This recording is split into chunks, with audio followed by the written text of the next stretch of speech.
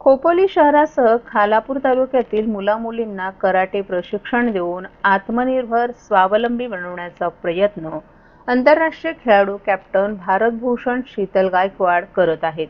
परंतु खोपोली शहरात शोतोकन karate sports असोसिएशनची इमारत नसल्याने शीतल गायकवाड यांना अनेक संकटांचा सामना करावा लागतोय। दरम्यान आज रिपब्लिकन पार्टी ऑफ इंडिया श्रमिक ब्रिगेड प्रदेश सचिव तुषार तानाजी कांबळे यांनी कला क्रीडा आणि युवक कल्याण मंत्री दत्तामामा भरणे यांची भेट घेऊन हा प्रश्न मांडलाय।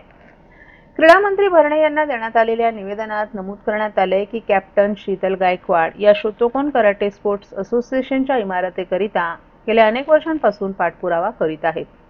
गायकवाड यांना Bharat Bhushan award, sports achievement award, super human lady Dadasaheb Phalke award, Chhatrapati Shivaji Maharaj पुरस्कार, सावित्रीबाई फुले पुरस्कार, राजमाता जिजाऊ पुरस्कार, sports human person award, Bharat Ratna doctor Babasaheb Ambedkar पुरस्कार, international health care award, Commonwealth excellence award, human enterprises award, Mahatma Gandhi global university sports आदी विविध पुरस्कार प्राप्त झालेत।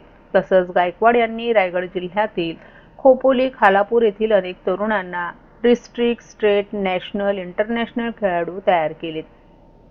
आगामी काळात आंतरराष्ट्रीय खेळाडू तयार करण्याच्या उद्देशाने शोतोकन कराटे स्पोर्ट्स असोसिएशनला इमारतीची गरज आहे। शीतल गायकवाड यांनी बांधकामाकरिता कर्जत खालापूर विधानसभेचे आमदार महेंद्र सदाशिव थोरवे यांच्याकडून निधी मंजूर करून घेतलाय। परंतु अजूनही इमारत उभी राहिली नसल्याने मुलांना कराटे हा खेळ खेळण्याकरिता प्रचंड प्रमाणात अडचणी निर्माण होत आहेत।